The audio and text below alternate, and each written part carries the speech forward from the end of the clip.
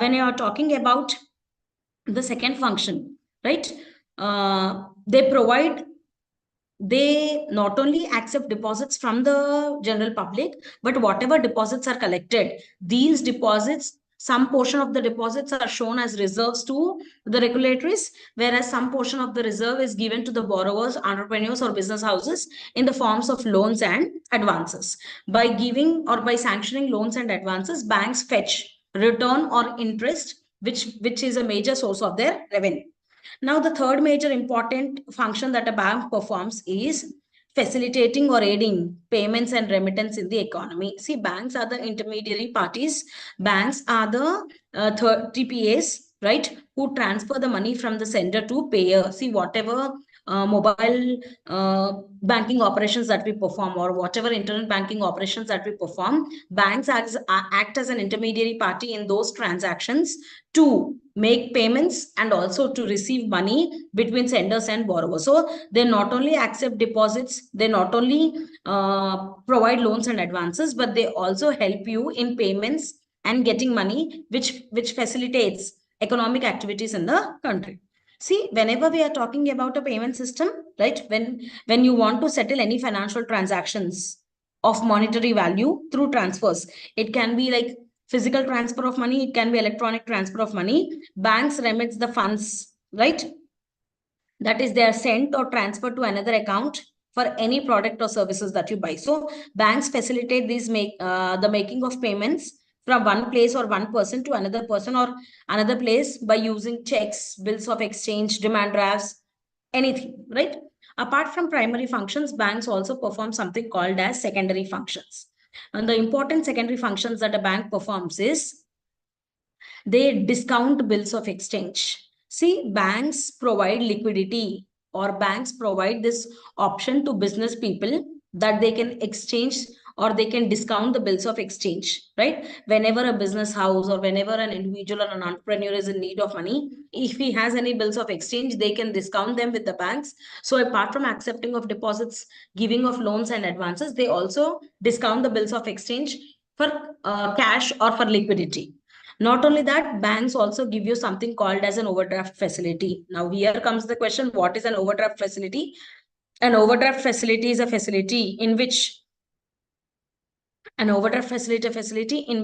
the borrower can withdraw or the borrower can overdraw beyond a given limit. See, every bank has certain minimum balance limit that you have to maintain. Every bank gives you an overdrawing limit which you can use. If you are drawing a drawing limit is given to every individual if you want to withdraw money from a bank, and if you are given an option to draw more than that given limit, we call it as an overdraft facility. So they give the facility of overdraft limit also. Not only that, banks also act as a safe custodian for your valuables.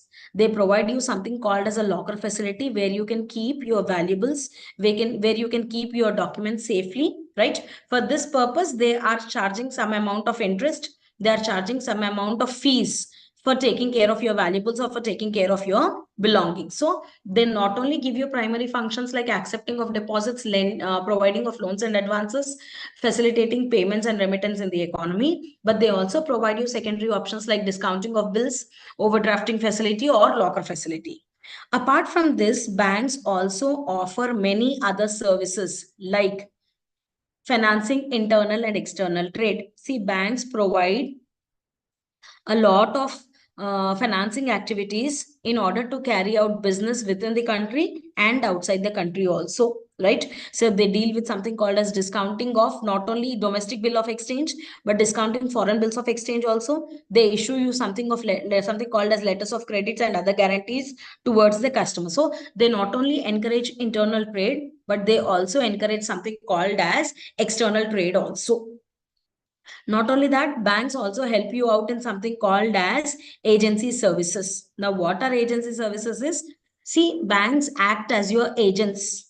They can collect any kind of checks, demand deposits that you have deposited or demand drafts deposited by the customers into their account. So what do they do is, in place of customer, banks will collect those checks or banks will collect their demand drafts on sorry, on behalf of the customer. So the banks also act as an agent, so they provide you agency services also. Not only that, banks provide you something called as depository and brokerage services also, right?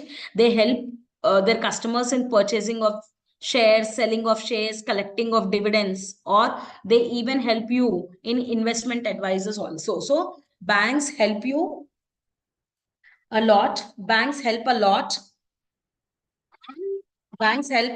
when it comes to agency service, brokerage services. They help all of us in purchasing, sale of shares and securities, collecting of dividends, and even other investments are made by the customer. Banks will take care of all those things.